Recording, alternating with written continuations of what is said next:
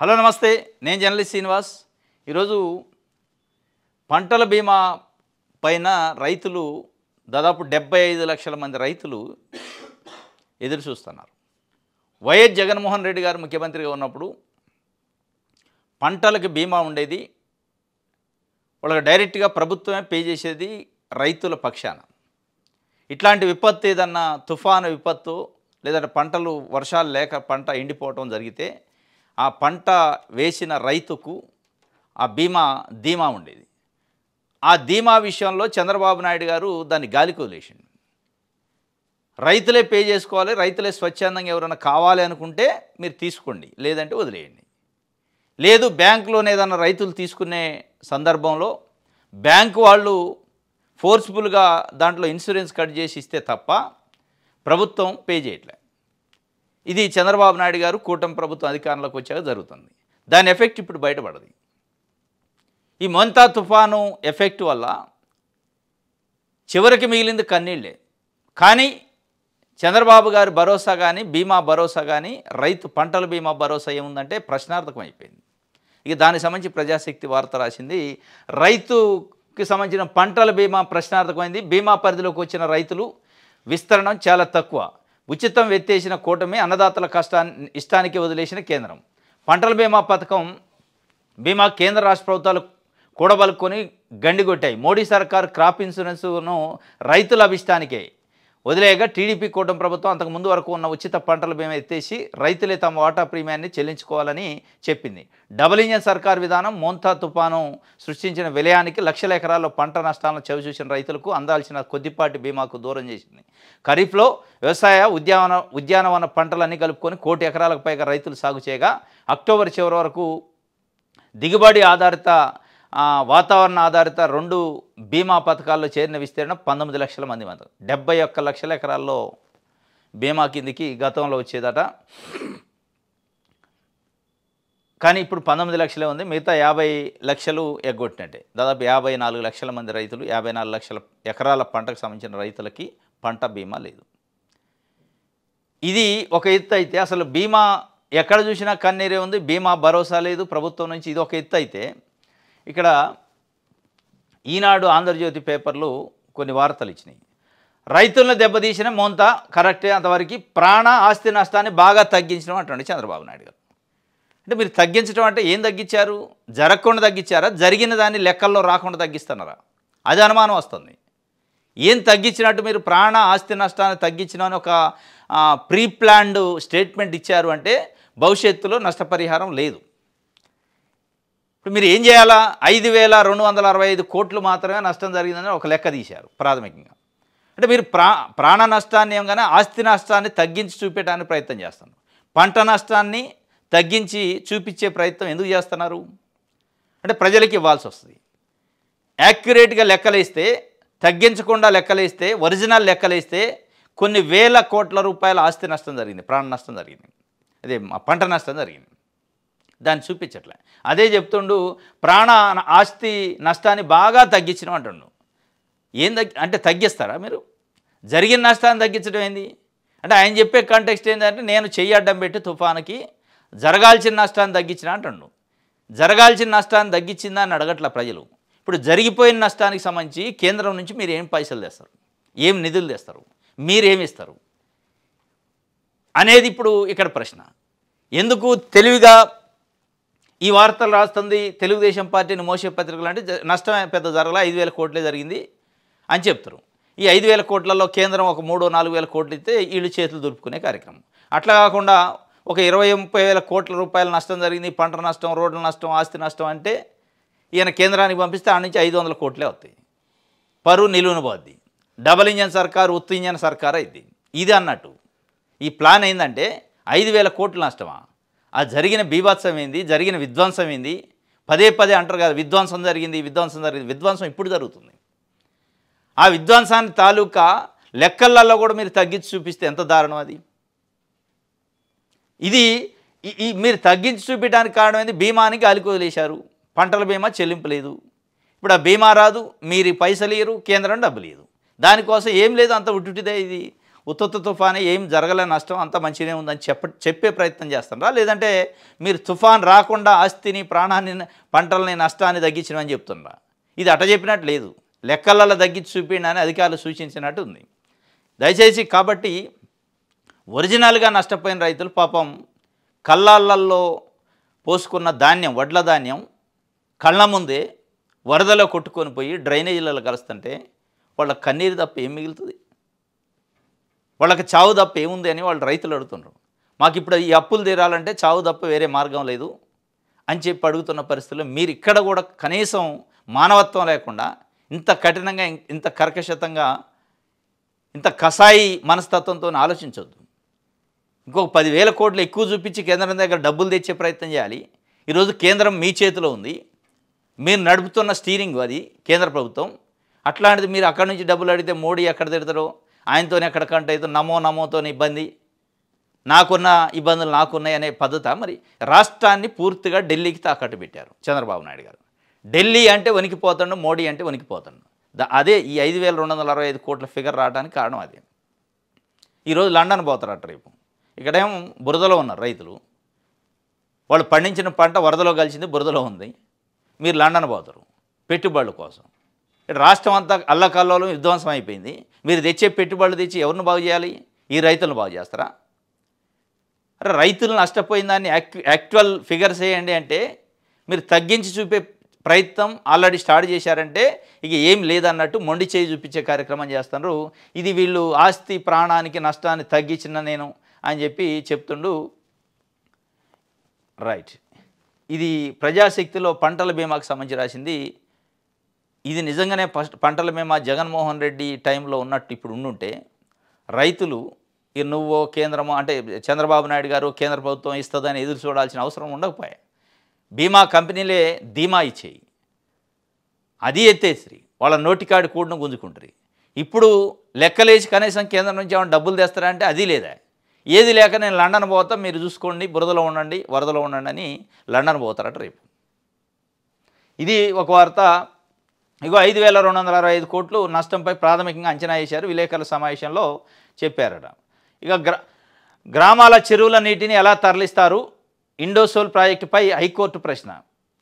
Indosol solar project అని చెప్పి ఇప్పటికే అసలు రైతులు పెద్ద ఎత్తున వ్యతిరేకిస్తున్నారు. అక్కడ వద్దురా నాయన మా భూములు మొత్తం 8,000 ఎకరాలు తీసుకుపోయి వాళ్ళ కట్టిస్తామంటే వినకుండా ప్రభుత్వం వాళ్ళపైన ఉక్కుపాదం మోపి మొండిగా అక్కడ పెడుతుంది. పెట్టేవాళ్ళు మళ్ళీ గ్రామానికి సంబంధించిన మంచినీటు, సాగునీరుకి సంబంధించిన చెరువులో ఉన్న నీళ్ళని ఇండోసోల్ సోలార్ కంపెనీకి ఇస్తారట. అంటే మీరు దాహంతో చచ్చిపోండి, అవసరమైతే మీ పంటలు ఎండిపోయిన పర్లే, నేను భరోసా ఇచ్చి తీసుకొచ్చిన ఇండోసోల్ కంపెనీకి నీళ్ళు ఇస్తా అనేది ప్రభుత్వం విధానం. దానిపైన హైకోర్టు పోయారు. హైకోర్టే సూటిగా ప్రశ్నించింది. ప్రజలకు సంబంధించిన చెరువు, ఊరికి సంబంధించిన చెరువు వ్యాపారం చేసుకుని ఇండోసోల్కి ఇటువైంది. ఎంత దౌర్భాగ్యం ఇది! లాభాల కోసం వ్యాపారం చేసేటోడికి గ్రామాన్ని గాలికి వదిలేసి, గ్రామం దాహాన్ని వదిలేసి, గ్రామాన్ని గొంతెండబెట్టి, గ్రామంలో ప్రజల్ని గొంతెండబెట్టి వాళ్ళకి ఇస్తాలు మీరు నీళ్ళు. ఇండోసోల్ కంపెనీ ఒకసారి నీళ్లు తీసుకోవడం స్టార్ట్ చేసిందంటే గ్రామంలో తాగడానికి నీళ్ళు ఉంటాయిగా. ఒకవేళ రేపు తాగడానికి నీళ్లు కావాలని వాళ్ళు ఉద్యమాలు చేస్తే తొక్కిచ్చి చంపుతా అంటారు. ఇప్పుడు చోట్ల మనం ఫార్మసీ కంపెనీలు, పెద్ద పెద్ద గ్రానైట్ కంపెనీలు, క్వారీలు, క్రషర్ మిషన్లు, వీళ్ళు నడిపేవాళ్ళు, వాళ్ళ లాభాలు ఇసుక దందా చేసేవాళ్ళు, లిక్కర్ దందా చేసేవాళ్ళు, ఎవరైనా దానికి సంబంధించి వ్యతిరేకంగా ఉద్యమం చేస్తే మాట్లాడితే తొక్కిచ్చి చంపుతామని బెదిరించే పరిస్థితి. డబ్బు ఉంది వాడికి, వ్యవస్థలోనే మేనేజ్ చేస్తారు డబ్బులతోని. రేపు ఇండోసోల్ కంపెనీ పరిస్థితి కూడా అదే. ఈరోజు ఒకవేళ వాటర్ ఉన్నాయని ఇచ్చినప్పటికీ భవిష్యత్తులో వాటర్ సమస్య ఎదురైతే దానిపైన ఆధిపత్యం మాది అంటాడు ఇండోసోల్. మీ గ్రామాన్ని ఏముంది, నేను కొనుక్కున్న అయిపోయా, నాకు ప్రభుత్వం రాసి ఇచ్చింది, నావి నీళ్ళు, మీకు ఏమైనా కావాలంటే బిచ్చం, దయాదార బిచ్చం మీకు ఇస్తా తప్ప ఎట్టి పరిస్థితుల్లో ఇది వదిలే పరిస్థితి లేదని వాడు సస్తన్న వదిలేస్తాం. అది హైకోర్టు సూటిగా అడిగింది, కలెక్టర్కి ఆదేశాలు జారీ చేసింది. మీరు వెళ్ళండి, అక్కడ ఇంత పెద్ద పెద్ద పెద్ద పైపులు, ఇంతలా పైపులు పెట్టి చెరువుల్లోంచి నీళ్లు తరలిస్తున్నారు వాళ్ళ అవసరాల కోసం. అంటే గవర్నమెంటే ఇచ్చింది, దాంట్లో డౌట్ ఏం లేదు. ఇప్పుడు రేపు గూగుల్కి కూడా అదే పరిస్థితి. మీరు వైజాగ్లో, విశాఖపట్నంలో వచ్చిన గూగుల్ ప్రపంచ ఛాయి అంతర్జాతీయ సంస్థను తీసుకొచ్చిన అంటున్నారు కదా, వాళ్ళు వాడే నీళ్లు, వాడే కరెంటు, అక్కడ వైజాగ్ రేపు కొరత వస్తుంది. వాళ్ళు వాడే నీళ్లు, కరెంటు వల్ల వచ్చే పొల్యూషన్ వైజాగ్ ప్రజలు పీల్చాలి, గొంతు దడుపుకోవడానికి నీళ్ళు ఉండవు. ఇదే పరిస్థితి భవిష్యత్తులో ఎదురైంది. ఇక్కడ కూడా ఇండోసోల్ విషయంలో అదే ఎదురైంది. హైకోర్టు అయితే సూటిగా అడిగింది, కలెక్టర్ని వెళ్ళమంది. కలెక్టర్ ఏం చెప్తాడో మరి చూడాలి. రైట్, ఆంధ్రజ్యోతి చూద్దాం. ప్రతి రైతును ఆదుకుంటాం, ముందస్తు సన్నద్ధతో మంత నష్టాన్ని తగ్గించాడు డిప్యూటీ సీఎం పవన్ కళ్యాణ్ గారు చెప్తుండ్రు. ఈ వార్త రాసింది ఏంటంటే చంద్రబాబు నాయుడు గారిని పవన్ కళ్యాణ్ పొగట్టడానికి రైతుల దగ్గర పోయినట్టు రాసిండు. కానీ ఆయన పోయింది రైతులను పరామర్శించడానికి. మోకాళ్ళలోతు బురదలో నడుస్తూ పవన్ కళ్యాణ్ పరామర్శించిండు. నారా లోకేష్ గారు చంద్రబాబు నాయుడు గారు ఏసీ రూమ్లో ఉండి పరామర్శిస్తే పవన్ కళ్యాణ్ ప్రజల దగ్గర పోయిండు, రైతుల దగ్గర పోయిండు, బురదలో దిగిండు. బురదలో ఉన్న పంటలు నష్టాన్ని గమనించిండు. స్వయంగా రైతులతో మాట్లాడిండు. ఒక అటాచ్మెంట్ ఏర్పడ్డది. ఒక రకమైన కనెక్టివిటీ, ఎమోషన్ని వాళ్ళకి కనెక్ట్ అయ్యిండు రైతులకి.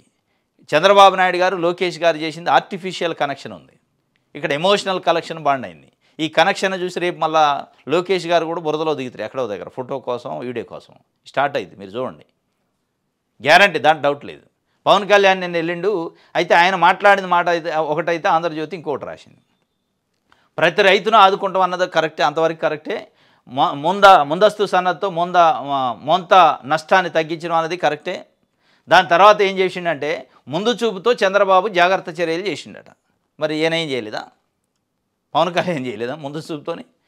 అంటే చంద్రబాబు నాయుడు గారిని పొగిడే కార్యక్రమం ముందు చూపుతో జాకీలు పెట్టి లేపుతుండ్రు. ఇట్లా ముందు చూపుతోడట చంద్రబాబు నాయుడు గారు జాగ్రత్త చర్యలు తీసుకోవడం వల్ల మీరందరూ బతికారు, నేను కూడా బతికాను, లేకపోతే చనిపోదును, మీరందరూ చనిపోవు, మీ పంటలు పోవు, ఆయన కాపాడి చేయడం పెట్టి అని చెప్తున్నాను. ముందు చూపు ఇప్పుడు జాగ్రత్తలు తీసుకున్నంతవరకు ఓకే. ప్రభుత్వం తీసుకున్నాడట, లేదా నేనేం లేదు, నా బాధ్యత లేదు, చంద్రబాబు నాయుడు గారు చూసుకున్నా అని చెప్తాడు ఎవడన్నా? ఆయన చెప్పేది ఏం స్టేట్మెంట్ ఉంటుంది? వీళ్ళు రాసే స్టేట్మెంట్ ఏంది? ఇక కింద ఇంకోటి ఇచ్చిండు. సీఎం చంద్రబాబు పనితీరు అభినందనీయం, వైసీపీ కారణంగానే ఫసల్ బీమా యోజన రైతులకు అందలేదని బీజేపీ చీఫ్ మాధవ్ చెప్పిండట. బీజేపీ చీఫ్ మాధవ్ చంద్రబాబు నాయుడు గారిని పొగిడిండో ఆ వార్త రాశారు. ఆయన పొగిడిండో లేదు కానీ వీళ్ళు రాశారు. ఫసల్ బీమా యోజన జగన్మోహన్ రెడ్డి వల్ల రాలేదట. జగన్మోహన్ రెడ్డి ముఖ్యమంత్రి కూడా ఇప్పుడు జగన్మోహన్ రెడ్డి వద్దని చెప్పిండ ఫసల్ బీమా యోజన వస్తుంటే. జగన్మోహన్ రెడ్డి మీరు ఇచ్చే ఫసల్ బీమా కంటే డబల్ బెనిఫిట్ ఉండే ఆయన ఇక్కడ రైతులకు పంటల బీమా ఇచ్చిండు. పంటల బీమా ఇచ్చి రైతుల పక్షాన్ని ఆయనే చెల్లించిండు, ఆయన ప్రభుత్వమే చెల్లిస్తే దానివల్ల నష్టపోయిన రైతులు దాదాపు 55 లక్షల మంది రైతులకి బెనిఫిట్ అయింది, 7,000 కోట్ల రూపాయల పైమేర. అది చెప్పకుండా లేదు జగన్మోహన్ రెడ్డి వల్ల ఫసల్ బీమా యోజన బంద్ అయిందంటే 1 ఇయర్ పైన అయింది, దాదాపు 1.5 ఇయర్ కావస్తుంది తెలుగుదేశం పార్టీ కూటమి వచ్చి. జగన్మోహన్ రెడ్డి లేడు, ఆపల మీకు. ఒక క్రాప్ సీజన్ కూడా అయిపోయింది. ఏం ఫసల్ బీమా యోజన ఒకళ్ళు చంద్రబాబు నాయుడు గారు అమలు చేస్తుంటే ఆపిండా చేయి పెట్టి జగన్మోహన్ రెడ్డి? పెన్నుతో సంతకం పెడతాంటే పెన్ను గుంజుకుండా ఎట్లా చెప్తారు? మీరు చెప్పాల్సింది జగన్మోహన్ రెడ్డి పెట్టిన పంటల బీమాని ఎందుకు పెట్టలేదని అడగాలి నిజంగానే మీకు రైతుల పైన ఉంటే. అది వదిలేసి దిగిపోయిన జగన్మోహన్ రెడ్డి ఫసల్ బీమా ఆపిండి లేదంటే వచ్చేదంటే ఎవరికి చెప్తున్నారు మీరు అబద్ధాలు? ఇది ఆయన చెప్పినట్టు ఈయన ఎలివేషన్లు ఏంటంటే ఇది చంద్రబాబు నాయుడు గారు పవన్ కళ్యాణ్ గారు బీజేపీ నాయకుడు పొగిడిండు, బీజేపీ అధ్యక్షుడిగా అయిపోయాయి. ఇక పొగిడితే కడుపు నిండింది. ఇప్పుడు వరద బాధితులు, వరదలో పంటలు పోయినోళ్ళు, ఇళ్ళు పోయినోళ్ళు, రోడ్లు పోయినోళ్ళు, ఆస్తులు నష్టపోయిన వాళ్ళు ఈ స్టేట్మెంట్ని కడుపు నింపుకోవాలి. ఇక్కడ పెద్ద అక్షరాలతోని మంతా నష్టం 5,265 కోట్లు. ఇది ప్రాథమిక అంచనా మాత్రమే. ఇక 5,265 అని ఒక ఫిగర్ ఫిక్స్ చేశారంటే ప్రాథమికం ఇది అయిందంటే ఐ థింక్ ఒక 1000 కోట్లు పెరిగింది, ఇంకా అంతకంటే పెరగదు. మొత్తాన్ని నష్టాన్ని అయితే లెక్కల్లో తగ్గించి చూపించే కార్యక్రమం చేశారు. ఈ తగ్గించి చూపించడానికి 2 కారణాలు ఉన్నాయి. ప్రభుత్వం మీద బడ్డెన పడకుండా కేంద్రాన్ని అడిగి డబ్బులు తెచ్చే శక్తి లేదు, దమ్ము లేదు, ధైర్యం లేదు. ఈ 2 కారణాల వల్ల తగ్గించి చూపించే ప్రయత్నం. ఇంత పెద్ద తుఫాను వస్తే మొత్తం ఎఫెక్టెడ్ ఏరియా మామూలు లేదు. హుదూద్ తుఫాను, తిత్లీ తుఫాను ఒక కన్సర్న్డ్ ఏరియాకే పరిమితమైంది, కానీ ఇది అట్లా లేదు. మొత్తం దాదాపు ఓవరాల్గా ఏపీలో ఒక రాయలసీమలో ఉన్న ఒక 2-3 జిల్లాలు తప్ప ఓవరాల్గా టోటల్ జిల్లాలు ఎఫెక్ట్ అయినాయి. 5,000 కోట్లు ఉంటుంది, ఎంత దరిద్రంగా! ఇట్లా మీరు దిగజారి మరీ మోడీకి బాంఛనాన్ని బతికే పరిస్థితి. మనం మద్దతు ఇస్తున్నాం, మన ప్రజలు ఓట్లు ఇస్తే ఎంపీలు గెలిస్తే ఆ ఎంపీలు తెచ్చిపోయి మీరు అటు తాకట్టు పెట్టారు. ఇట్లాంటి టైంలోనే అక్కడ నుంచి డబ్బులు తెచ్చే కార్యక్రమం, నోరు తెరిచి అడిగే కార్యక్రమం చేయాలి కదా. మీరు ఒకప్పుడు వాజ్పేయి టైంలో ఎట్లున్నారు, ఇప్పుడు ఎట్లున్నారు? వాజ్పేయి టైంలో ఉన్న దాని గురించి మొన్న ఏదో ఒక బుక్, నో మినిస్టర్ అనే బుక్లో ఒక ఐఏఎస్ ఆఫీసర్, గార్గ్ అనే ఒక ఐఏఎస్ ఆఫీసర్ రాసిండని ఇదే పేపర్ రాసింది, అద్భుతం చేసిండని చెప్పి. మరి అంత అద్భుతాలు, అంత ధైర్యం, అంత స్వార్థం ఇప్పుడు ఎందుకు లేదు? ఇప్పుడున్న స్వార్థం ఏంది? నీ కుటుంబ ఆస్తులు పెంచుకోవడమా? 932 కోట్ల ఎంతో అత్యంత సంపన్నమైన ముఖ్యమంత్రి జాబితాలో ఉండు. ఆ సంపన్నమైన ముఖ్యమంత్రి కావడానికి ఫిగర్ ఏంటంటే 932 కోట్ల రూపాయలు ఆస్తుంది ఆయనకి. కనీసం ఆస్తుల నుంచి అయినా కొంతైనా దానం చేయండి పాపం. మీరు చెప్తా ఉంటారు కదా, మార్గదర్శులుగా అండి మీరు బంగారు కుటుంబాలని టేక్ ఓవర్ చేయండి అని. మీరు ఇట్లాంటి టైంలో మార్గదర్శులు అయ్యి దాంట్లో సగమన్న, ఎందుకంటే రాష్ట్ర ప్రజలు ఇచ్చిన అధికారం వల్ల మీకు అన్ని ఆస్తులు వచ్చినాయి. లేదంటే రావు కదా ఏ నాయకుడికైనా. రాష్ట్రం కోసం మీరు అట్లానే చేయండి కొంత. అది చేయరు. మంద రూపాయి బావద్దు, మాటలు చెప్పాలి, కడుపు నింపాలి. ఇదే కథ. మీరు పదే చెప్తుంటారుగా, పారిశ్రామికవేత్తలు ఇండస్ట్రియలిస్టులు వస్తారు, రాష్ట్రాన్ని ఉద్ధరిస్తారు, లేదంటే ఎన్ఆర్ఐలు వస్తారు, లేదంటే పారిశ్రామికవేత్తలు కొన్ని కుటుంబాలను దత్తత తీసుకుంటారు. మార్గదర్శులు, ఆ మార్గదర్శులు ఎవరో తీసుకురండి ఇప్పుడన్నా. ఇట్లాంటి టైంలో మార్గదర్శులు వచ్చి కాపాడమనండి. బంగారు కుటుంబాల సంగతి తర్వాత, ఇక్కడ వీధిని పడ్డ కుటుంబాలు, బురదలో ఉన్న కుటుంబాలు, వరదలో ఉన్న కుటుంబాలను కాపాడమనండి ఆ మార్గదర్శులు. పనికిరాని స్కీమ్ పెట్టి పనికిరాని మాటలు చెప్పి టైంపాస్ చేస్తారు మీరు. టైంపాస్ చేయటం కాకపోతే P4 అని పెట్టి ఆ మార్గదర్శులు ఎడిపోయారు. బంగారు కుటుంబాలు ఎక్కడ మార్గదర్శులు రమ్మనండి. ఇప్పుడు ఇక్కడ కాపాడమనండి. మనిషికి 20 లక్షలు, 20 కాదు 2 లక్షలు ఇవ్వనండి రైతుకి, నష్టపోయిన వాళ్ళకి. కనీసం ఒక ఎకరానికి 20,000 చొప్పున ఇవ్వనండి నష్టపోయిన రైతులకి. ఆ మార్గదర్శులను వచ్చి ఎవరో మార్గదర్శులు అంటారుగా మీరు. ఎవరికి చెప్తారో చెవిలో పూలు పెట్టే కార్యక్రమం. ఉన్నారు మార్గదర్శులు, వస్తారు మార్గదర్శులు. దేనికి వస్తారు వీళ్ళు? వాళ్ళ వ్యాపారాల కోసం ఊర్లలో ఉన్న గ్రామాల చెరువుల నీళ్ళు వాడుకోవడానికి, ఇండోసెల్ లెక్క, గూగుల్ లెక్క వాడుకోవడానికి వస్తారు. మన ఆస్తుల్ని, ప్రజల ఆస్తిని, ప్రభుత్వ ఆస్తిని వాడుకోవడానికి, తినడానికి వచ్చేటోళ్ళు కానీ ప్రజలకు పెట్టేవాళ్ళు కాదు వాళ్ళు. 7 రూపాయలు పెడితే ఆడ 10 రూపాయలు తింటారు. ఇది అందరికీ తెలిసిందనే. ఇది రైట్. ఆంధ్రప్రభ మీ కష్టంలో మేమున్నాం. తుఫాన్ బాధిత రైతులకు డిప్యూటీ సీఎం పవన్ భరోసా. కృష్ణా జిల్లా అవనిగడ్డలో పర్యటన, మోకాలి లోతు బురదలో దిగి పాడైపోయిన పంటల పరిశీలన, మానవతా దృక్పథంతో నష్టం అంచనాలు, మార్గం మధ్యలో జనంతో మమేకం. మీ కష్టంలో మేమున్నాం అని చెప్పి మానవతా దృక్పథంతో ఆయన ఈ పంటల పరిశీలన చేసిండు. మానవతా దృక్పథంతో నష్టాన్ని కూడా అంచనా వేస్తున్నట్టు. మీరేమో ఇక్కడ ఇది చెప్తుండ్రు. చంద్రబాబు నాయుడు గారు ఆల్రెడీ ఆ దృక్పథాలని పక్కన పెట్టి 5,265 కోట్లని డిక్లేర్ చేసిండు. దానికి అటు ఇటు ఉంటుంది. అయిపోయాయి. ప్రాథమిక అంచనా వచ్చిందంటే అవుట్. మీరు ఇక్కడ బురదలో దిగి, మోకాళ్ళలోతు బురదలో దిగి వాళ్ళ ఎమోషన్ని క్యారీ చేసి, వాళ్ళ బాధను క్యారీ చేసి, వాళ్ళ బాధను పంచుకొని చేస్తారు. అక్కడ ఆయన ఆల్రెడీ ఫిక్స్ చేసేసిండు. వీళ్ళకి ఇచ్చేది అదే పారిశ్రామికవేత్తలకు భూములు ఇవ్వాలంటే 99 పైసలకి ఎకరం ఇవ్వడానికి మనసు వస్తుంది. 100 ఎకరాలు అడిగితే 150 ఎకరాలు ఇవ్వడానికి మనసు వస్తుంది. వాళ్ళు అడిగిన దానికంటే ఎక్కువ నీళ్లు, కరెంటు అన్ని రాయితీలు ఇవ్వడానికి వస్తుంది. 1,500 కోట్ల రూపాయలు దీపావళి కానుకగా పారిశ్రామికవేత్తలకు ప్రోత్సాహకాలు ఇచ్చిండు. 22,000 కోట్ల రూపాయలు గూగుల్కి ప్రోత్సాహకాలు ఇచ్చారు. ఇవి వస్తాయి. ఊర్సా కంపెనీ, ఉత్తుత్త కంపెనీకి 99 పైసలకు భూములు ఇస్తారు, అంతే ఇస్తామని చెప్తారు. కానీ రైతులకి జరిగిన నష్టానికి పాపం వాళ్ళు ఏం అడగట్లే. విపత్తు వల్ల జరిగిన నష్టానికి నష్టపరిహారం ఏమంటున్నారు? ఒక ఎకరానికి ఒక 20,000, 10,000, 25,000. Already Telangana government daring and dashing announce చేసేసింది ఎకరానికి 10,000. ఇక నేను విజనరీ, ఎంత పొడుగుంది, నేను ఎంత పొడుగు చేసినా అంత పొడుగు చేసిన అనుభవం ఇదని చెప్పి చంద్రబాబు నాయుడు గారు తెలంగాణ గవర్నమెంట్ ప్రాథమిక అంచనాలు రాకముందే నష్టపోయిన రైతులకు ఎకరానికి 10,000 అనౌన్స్మెంట్ ఇచ్చింది. మీరు ఏది లేదు, ఈ తప్పించుకునే కార్యక్రమం చేస్తారు. పవన్ కళ్యాణ్ గారే మీ కష్టంలో మేము ఉంటాం, మానవతా దృక్పథంతో మేము ఆ నష్టాన్ని అంచనా వేస్తాం అంటాను. కానీ ఆడ అంత సినిమా లేదు.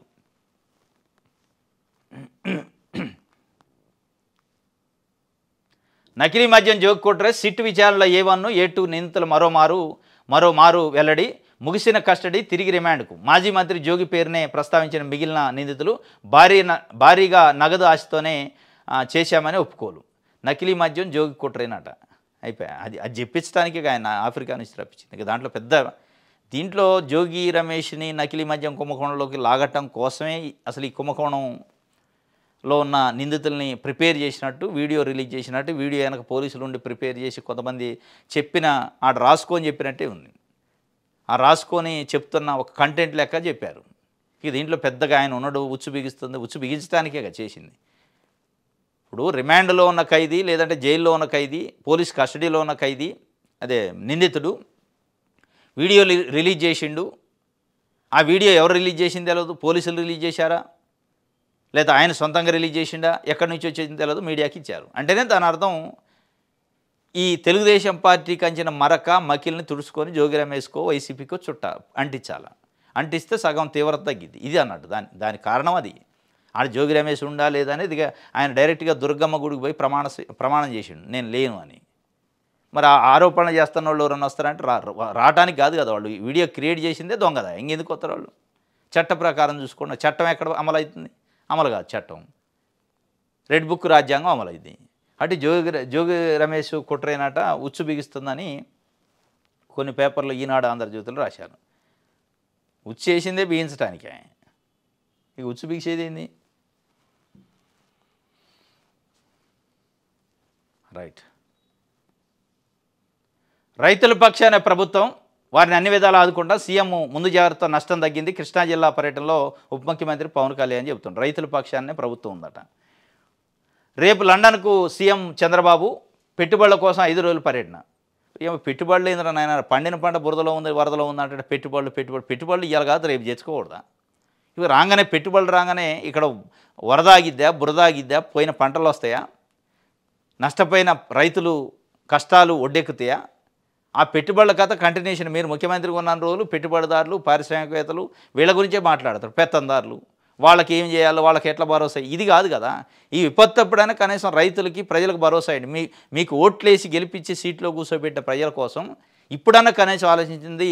మిగతా అప్పుడు ఎట్లాగో మీరు పారిశ్రామికవేత్తల కోసం ఆలోచిస్తున్నారు. ఇంత విపత్తు ఉంటే ఇది వదిలేసి, వాస్తవంగా నేనేమనుకున్నా అంటే ఇది కాగానే ఢిల్లీ పోయి కూర్చుంటాడు 2 రోజులు, మోడీ గారి దగ్గర కూర్చొని ఒక 20-30 వేల కోట్ల రూపాయలు తీసుకొచ్చి ఇక్కడ జరిగిన నష్టానికి పూడుస్తారు అనుకున్నా. వాస్తవంగా అంత విజనరీ ఉన్న ముఖ్యమంత్రి కదా, చేస్తారేమో అనుకున్నాయి. ఈయన విజన్ అంతా లండన్లో ఉంది పాపం. ఇక్కడ వరద కాడు ఉండని కానీ, ప్రజల్లో ఫోటోల కోసం వీడియోల కోసం ఉండని కానీ, ఈ హైలైట్ కోసం ఉండడానికి కానీ, మొత్తం లండన్ పారిశ్రామికవేత్తలు ఎప్పుడు కలవాలి, వాళ్ళని ఎట్లా పట్ట రావాలి, దీని వెనక కిక్ బ్యాక్లు ఏంది, వీటి మీదనే ఉన్నట్టుంది నాకు తెలిసి. ఆలోచన అట్లే అనిపిస్తుంది. లేదా లండన్ పోవడం ఏంది దరిద్రంగా ఈ టైంలో? ఇట్లాంటి విపత్తు వస్తే లండన్ పోతారా? మీ ఇల్లు వాకిలో కొట్టకపోతే లండన్ పోతారా? అది వదిలేసి రాష్ట్రానికి ముఖ్యమంత్రి అంటే రాష్ట్రం మొత్తం ఆయనకి ఇల్లుతో సమానం, రాష్ట్ర ప్రజలు ఆయన కుటుంబ సభ్యులు అన్నట్టు. రాష్ట్రానికి బాసు. రాష్ట్రంలో ఉన్న కొన్ని లక్షల మంది ప్రజలు, కొన్ని లక్షల ఎకరాలు బురదలో వరదలో ఉంటే, ప్రజలు కూడా కష్టాల్లో ఉంటే, దాన్ని వదిలేసి నేను లండన్ పోతా అంటే ఎవడు చూడాలి? అంటే ఇక అయిపోయింది, చేతులు ఎత్తేసిండు. మోడీని అడిగేది లేదు, ఆడ నుంచి డబ్బులు రావు. ఇక 2 రోజులు అయ్యాక మాఫీ చేస్తారు. ఇక దీన్ని ప్రచారాన్ని ఇంకొకళ్ళు డైవర్ట్ చేసి లండన్ పోయిండు, ఒక 10 లక్షల కోట్లు తెచ్చిండు, అయిపోయాక మీ కడుపు నిండిందని చెప్తారు ఈ ఆంధ్రజ్యోతి, ఈనాడు, కొన్ని తెలుగుదేశం పార్టీ మీడియాలో. లండన్ పోతారట, లేకపోతే 5 రోజుల పాటు అట్టే ఉంటారట. 5 రోజుల తర్వాత ఇక మర్చిపోయా. ఇక రైతులను ఆయన ఏం గుర్తుంచుకుంటాడు? సాక్షి చూద్దాం.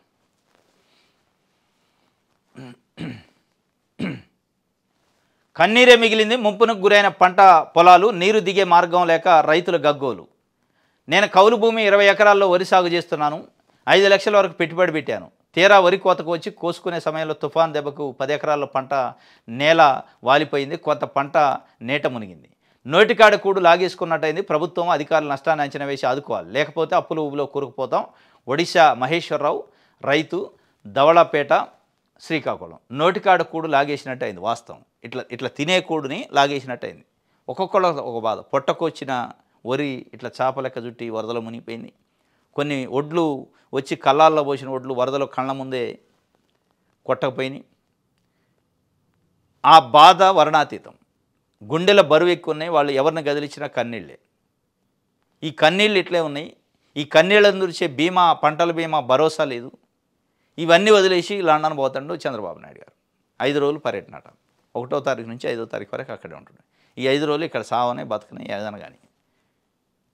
నరేంద్ర మోడీ గారి దగ్గర కూర్చొని పవన్ కళ్యాణ్ గారు, చంద్రబాబు నాయుడు గారు ఒక 20-30 వేల కోట్ల రూపాయలు తెచ్చి ఇక్కడ జరిగిన నష్టాన్ని పూడిస్తే ప్రజలు చంద్రబాబు నాయుడు గారిని గెలిపించడం వల్ల, డబుల్ ఇంజన్ సర్కారు వల్ల మనకి ఇంత లాభం అయింది అని చెప్పుకోవచ్చు.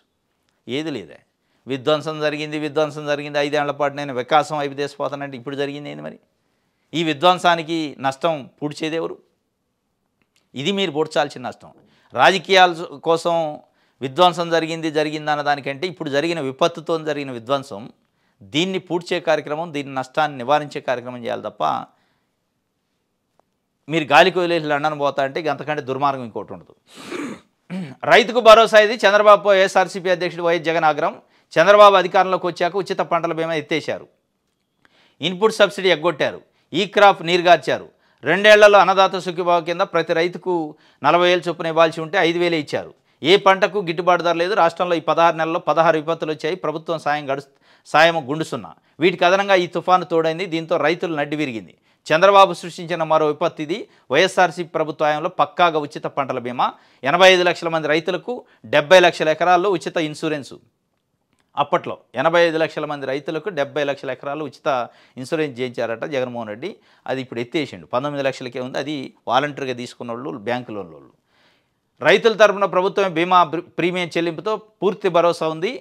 5 ఏళ్లలో అంటే ఆ 5 ఏళ్లలో 54,55,000 మంది రైతులకు 7,802 కోట్ల రూపాయలు పరిహారం ఇచ్చినాం. ఇప్పుడు కేవలం రుణాలు తీసుకున్న 19 లక్షల మంది రైతులకే బ్యాంకు బీమా, 19 లక్షల ఎకరాలకు మాత్రమే బీమా వర్తిస్తే మరి మిగిలిన రైతుల పరిస్థితి ఏంటి?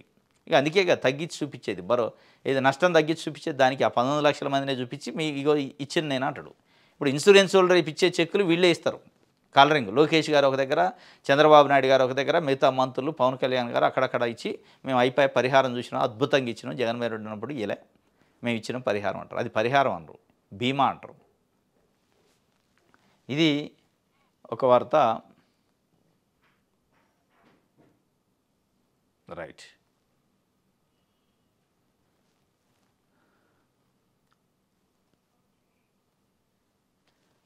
ఇది ఈరోజు న్యూస్ అనాలిసిస్. రేపు తాజా వార్తలతో తిరిగి కలుసుకుందాం. Thank you.